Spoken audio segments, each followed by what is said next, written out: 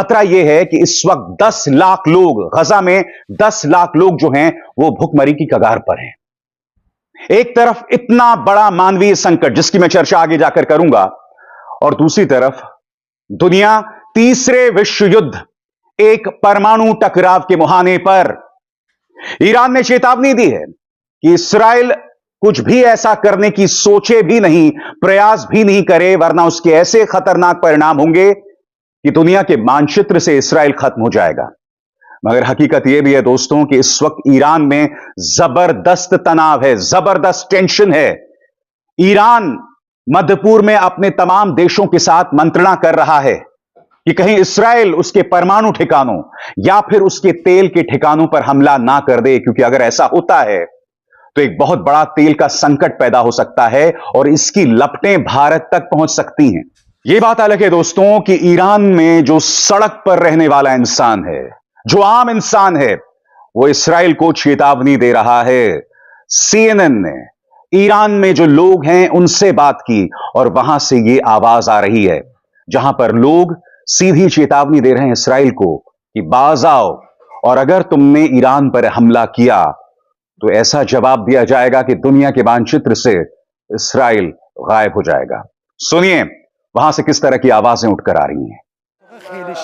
They will see a very harsh response from the IRGC, the army and the people of Iran. Be sure that this will happen. Israel has experienced this before, and if they repeat this experience, they will definitely be destroyed. They are brutally overseeing the bloodshed of innocent children which is taking place, and both America and Israel have a share in this crime. They should overthrow the leadership of their countries. मगर हकीकत यह भी है दोस्तों कि इस वक्त Iran में जबरदस्त तनाव है। वो तनाव क्या है उसकी चर्चा हम कुछ देर बाद करेंगे, मगर इस्राएल बेकाबू होता जा रहा है दोस्तों। याद कीजिए कल ही मैंने आपको बताया था कि संयुक्त राष्ट्र के 2 अधिकारियों पर हमला बोल दिया है इस्राएल ने, जिसमें इंडोनेशिया के 2 नागरिक घायल हो गए थे। कई पश्चिमी देशों ने इस पर चिंता जतलाई थी, मगर इस्राएल थमने का नाम नहीं ले रहा है। एक और हमला हुआ है और इसमें संयुक्त राष्ट्र के 2 और अधिकारी जो हैं वो घायल हो गए हैं। इस बार ये 2 अधिकारी श्रीलंका के नागरिक हैं। इसको लेकर क्या खबरें सामने उभर कर आ रही हैं आपकी स्क्रीन पर। अमेरिका के राष्ट्रपति जो बाइडेन ने इस्राएल से लेबनान में हिजबुल्लाह के साथ लड़ाई के दौरान संयुक्त राष्ट्र संघ के पीस कीपर्स पर गोलीबारी बंद करने के लिए कहा है। पिछले 48 घंटों के दौरान संयुक्त राष्ट्र संघ के पीस कीपर्स पर गोलीबारी की 2 घटनाएं सामने आई हैं। शुक्रवार को इस्राएली सेना IDF ने कहा कि इस घटना के लिए उनके ही सैनिक जिम्मेदार हैं। गोलीबारी की घटना के दौरान लेबनान में तैनात संयुक्त राष्ट्र अंतरिम बल यूनिफिल के 2 श्रीलंकाई सैनिक घायल हो गए हैं। IDF के मुताबिक नाकाउरा में यूनिफिल बेस के पास काम कर रहे इस्राएली सैनिकों ने खतरे का अंदेशा होने पर गोली चलाई थी। हालांकि इस्राएली सेना का कहना है कि इस पूरी घटना की गहनता से जांच की जाएगी। मैं आपको बतला दूं दोस्तों कि फ्रांस, इटली, स्पेन, ये तमाम जो देश हैं इसकी आलोचना कर चुके हैं। अमेरिका अब तक नर्म था, अब अमेरिका ने भी इसकी आलोचना की है। श्रीलंका के विदेश मंत्रालय ने इस पर सख्त ऐतराज जो है वो जतलाया है, क्योंकि उसके अपने 2 नागरिक, 2 सैनिक जो हैं वो घायल हो गए हैं। मगर ये क्या साबित कर रहा है दोस्तों? ये साबित कर रहा है कि इस्राएल पूरी तरह से बेकाबू है। ये मत सोचिए कि इस वक्त सिर्फ गजा से इस तरह की तस्वीर सामने उभर कर आ रही है, भुखमरी की इस तरह की तस्वीरें, इस्राएल से कोई तस्वीरें सामने उभर कर नहीं आ रही। मगर यह मत भूलिए कि इसी मंच पर मैंने आपको बतलाया था कि हर गुजरते दिन के साथ इस्राएल की अर्थव्यवस्था किस तरह से बर्बादी की तरफ बढ़ रही है। वहां पर कई नागरिक देश छोड़ने को मजबूर हैं।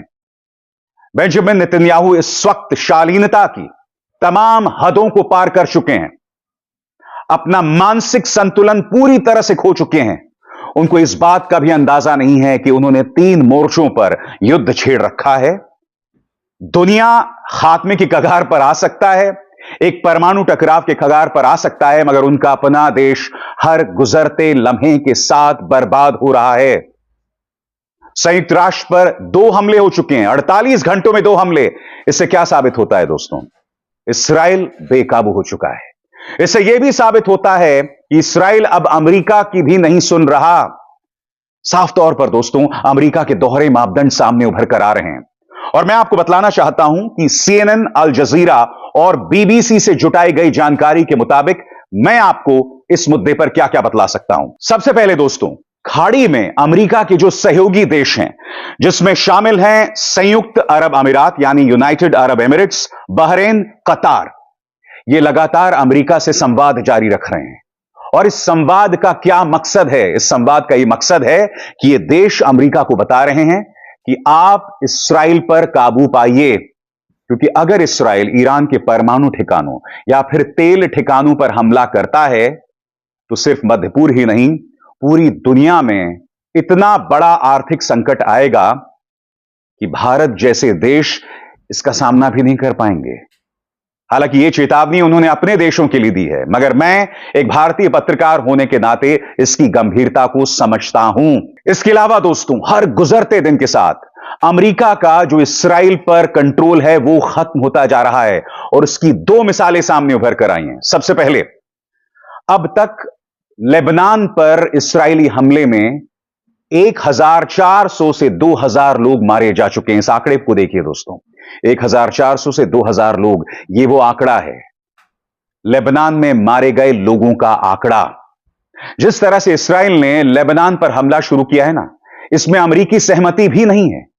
अमेरिका उसे लगातार रोकने की कोशिश कर रहा है, मगर इस्राइल उसे नहीं सुन रहा है। यह पहली मिसाल है जो प्रमाणित करता है कि इस्राइल पर अमेरिकी प्रभाव बुरी तरह से खत्म हो रहा है। दूसरी मिसाल याद कीजिएगा दोस्तों, हिजबुल्लाह के कमांडर्स पर हमला करने के लिए इस्राइल ने एक बड़ा हमला किया था। और हमला क्या था? इस्राइल उनके पेजर्स और उनके फोन्स को हैक कर रहा था और उसे एक बॉम्ब में तब्दील कर रहा था। और ऐसे करीब 1000 धमाके हुए, जिसमें हिजबुल्लाह के कई कमांडर्स और कई बेकसूर नागरिक भी मारे गए। अमेरिका इस बात को लेकर नाराज है। और क्या आप जानते हैं कि इस्राइल ने इस घटना को अंजाम दिया और इसमें अमेरिका की रजामंदी नहीं थी। इस्राइल ने यहां कितना खतरनाक काम किया है आप सोच भी नहीं सकते। इस्राइल ने दुनिया भर के जो तानाशाह हैं, दुनिया भर के जो ऐसे देश हैं जहां के शासक तानाशाही से काम करते हैं, उन्हें एक टूल किट दे दिया है, उन्हें एक सोच प्रदान कर दी है। अगर आपको अपने विरोधियों पर निशाना साधना है तो उनके फोन को हैक कीजिए, उनके पेजर्स को हैक कीजिए, उसे बॉम्ब में तब्दील कीजिए और धमाका, नतीजा आसानी से उनकी मौत। आपको किसी ड्रोन का इस्तेमाल करने की जरूरत नहीं है किसी को मौत के घाट उतारने के लिए। आप सिर्फ उनके फोन को हैक कीजिए, उसे बॉम्ब में तब्दील कीजिए और उन्हें मौत के घाट उतार दीजिए। इस्राइल की यह चाल कितनी खतरनाक है और दुनिया में उसने कितनी गलत मिसाल कायम की है, इसे हम आने वाले दिनों में महसूस करने वाले हैं, जब दुनिया भर की जो तानाशाही सरकारें हैं वो अपने विरोधियों को इसी तरह से निशाने पर लेंगे। इस्राइल किस तरह से अमेरिका के काबू में नहीं रहा, उसकी एक और मिसाल। अब तक उसने अमेरिका को यह भरोसा नहीं दिलाया है या भरोसा नहीं दिया है कि वो ईरान के परमाणु ठिकानों पर हमला नहीं करेगा। यह भरोसा नहीं दिलाया दोस्तों। लगातार अमेरिकी विदेश मंत्रालय के जो अधिकारी हैं वो इस्राइल से संपर्क में हैं, मगर इस्राइल ने ऐसा कोई भरोसा नहीं दिया है। और मैं आपको बतलाना चाहूंगा, एक अरसे से इस्राइल जो है वो ईरान के परमाणु ठिकानों पर हमले की सोच रहा है। कई सालों से इसकी योजना बना रहा है और अब तो वहां के रक्षा मंत्री से लेकर खुद बेंजामिन नेतन्याहू ने यह बात स्पष्ट कर दी है कि आने वाले दिनों में ईरान पर ऐसा हमला होगा कि ईरान के होश फाख्ता हो जाएंगे। इसकी कीमत इंसानियत कई सालों तक चुकाती रहेगी। या कहीं ऐसा ना हो दोस्तों कि कीमत चुकाने के लिए भी इंसानियत ही ना बचे। मेरी इन बातों पर गौर कीजिएगा। अभिसार शर्मा को दीजिए इजाजत। नमस्कार।